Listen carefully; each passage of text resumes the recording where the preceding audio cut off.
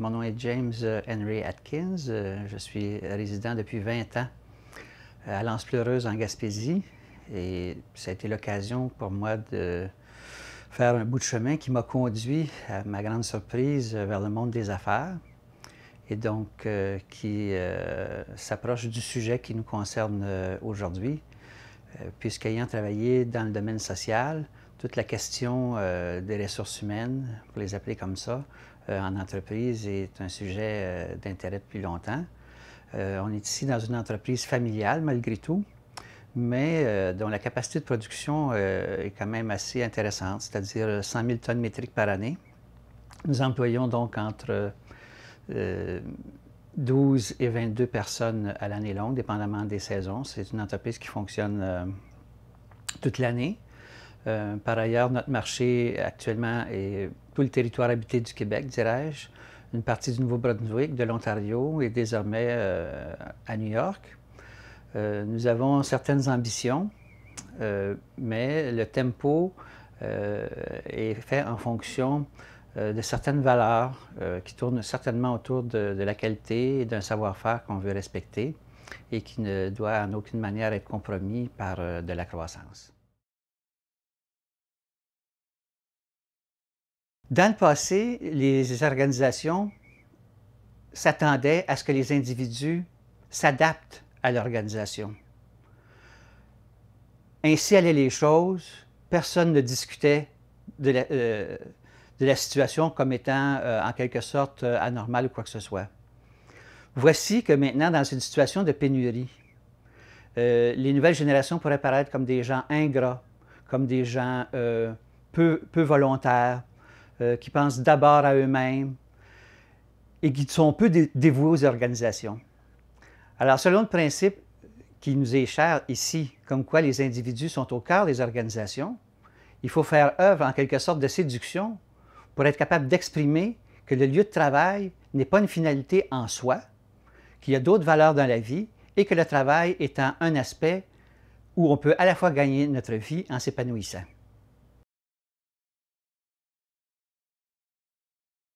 Moi-même, je me perçois comme un X attardé, si vous voulez, dans le sens où, dans mon propre cheminement professionnel, les valeurs d'épanouissement étaient très importantes dans les choix que j'ai faits, dans le cheminement que j'ai eu.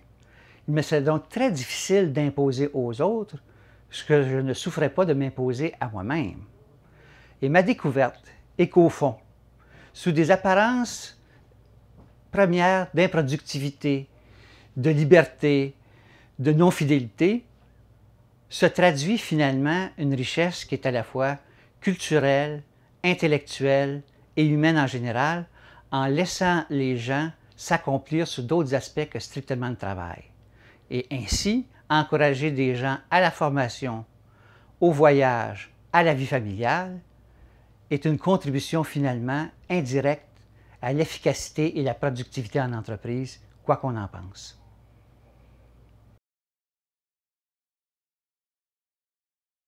Si on prend en compte et qu'on est capable d'adresser la question de l'intergénérationnel, on est aussi capable d'adresser la question de l'interculturalité.